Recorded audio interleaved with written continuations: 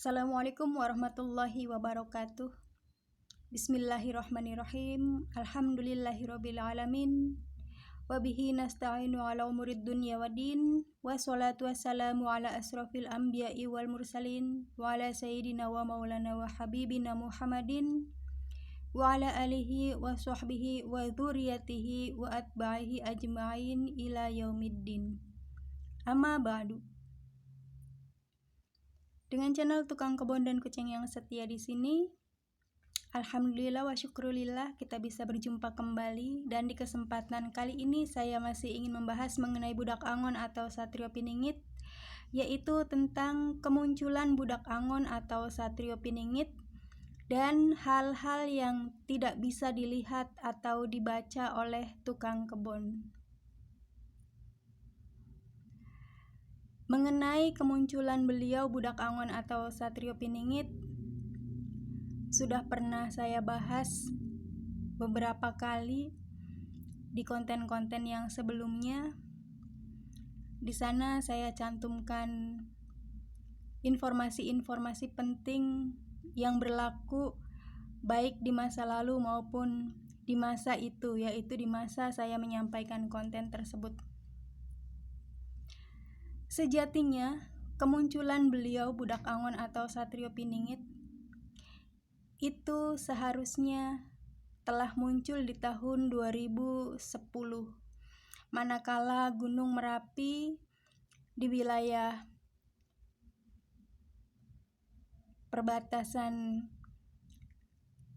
Jawa Tengah dengan Yogyakarta meletus. Akan tetapi, dikarenakan beliau, yaitu sosok budak angon atau Satrio Piningit, pada masa itu belum mendapatkan bekal yang baik, dan dikarenakan terutamanya adalah kemahawelas asihan,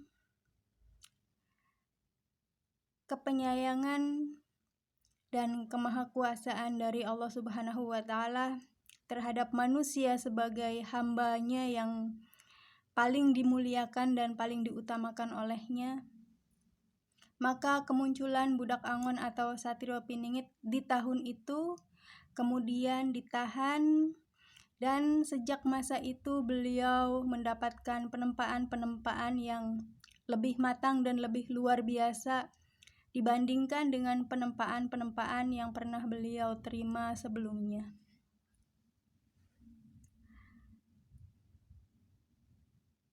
Saya ketika menyampaikan berita atau informasi mengenai budak angon atau Satrio Piningit,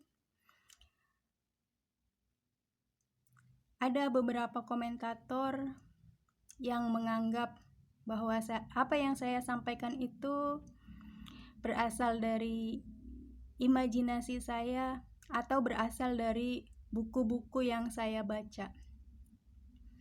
Mengenai imajinasi tentang keabsahannya, saya kembalikan kepada penilaian dan penerimaan dari sahabat masing-masing.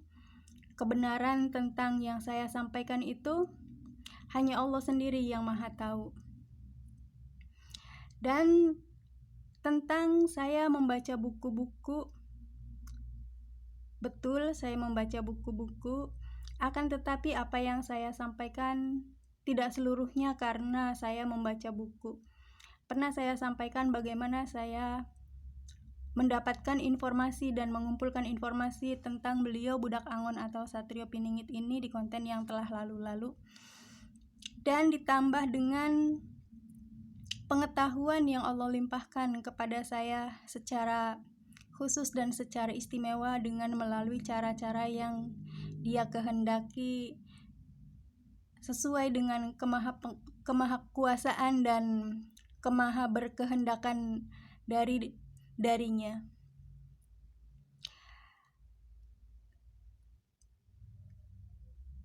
Membaca atau melihat tentu berkaitan dengan kedua mata kita, tetapi kita tidak melulu bicara tentang mata secara fisik. Kita juga harus melibatkan mata secara batin. Dan orang-orang yang menurut analisa saya, selama saya mendirikan dan menyampaikan materi-materi di channel ini,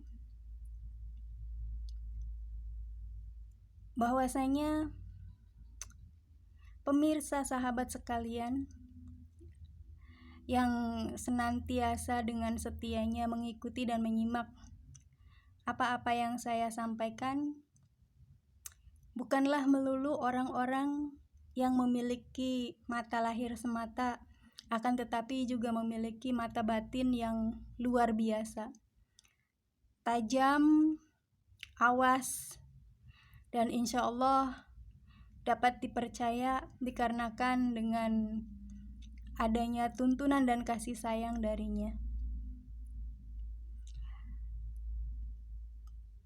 Buku yang saya baca atau kitab-kitab yang saya miliki dan saya baca terutamanya adalah informasi yang berasal dari beliau Prabu Jayabaya dan beliau Prabu Siliwangi,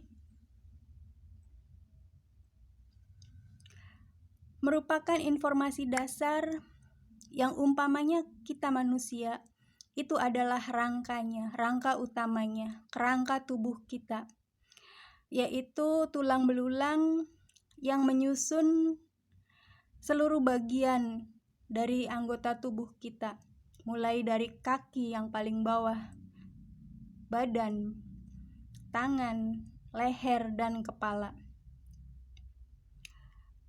Itulah kerangkanya. Dan kerangka itu ada pada kitab-kitab peninggalan dari beliau berdua, Prabu Jayabaya dan Prabu Siliwangi terutamanya. Sedangkan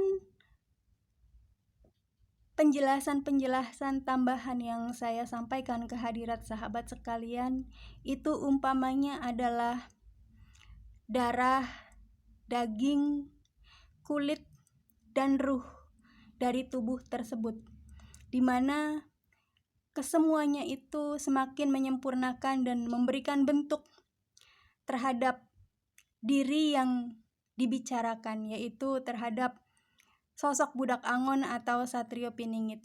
Sehingga dengan adanya darah, daging, kulit, dan ruh, kita mengenali beliau, sosok budak Angon atau Satrio Piningit ini.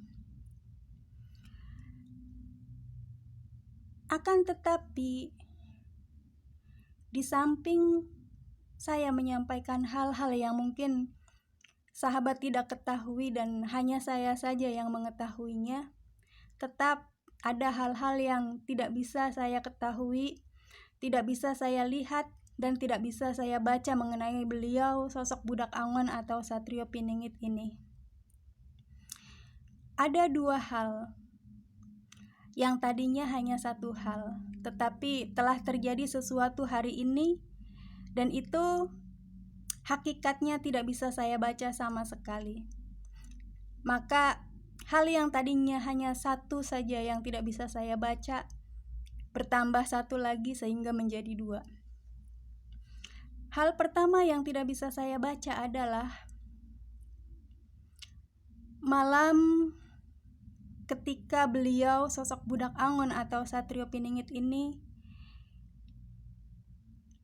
mengalami pengurapan, pembasuhan, dan kemudian diislah, dilantik oleh Allah Subhanahu wa Ta'ala secara langsung, dan hal-hal yang terjadi seputaran itu.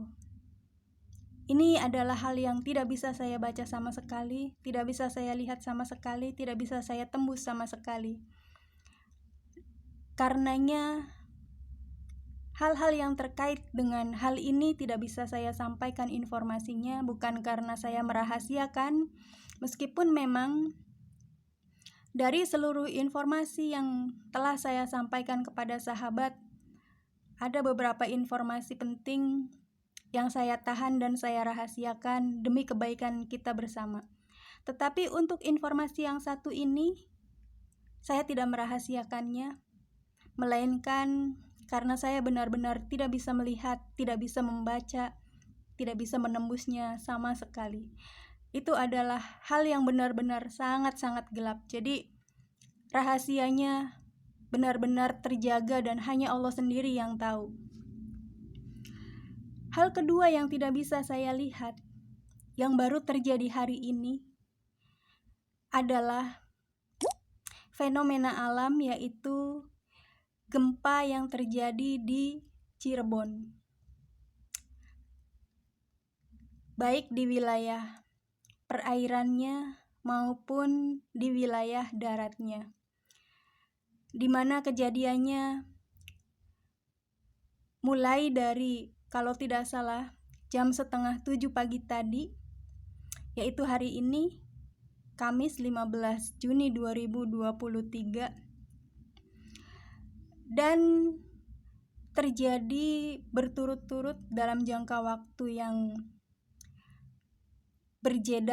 berbeda-beda, lebih dari 3 kali. Seperti pernah saya sampaikan dahulu tentang lihat dan pantau selalu laut utara Pulau Jawa. Kejadian tadi pagi, hakikatnya atau pesannya atau apapun yang terkandung di dalamnya, saya gelap, benar-benar tidak bisa mengetahuinya, tidak tahu maknanya.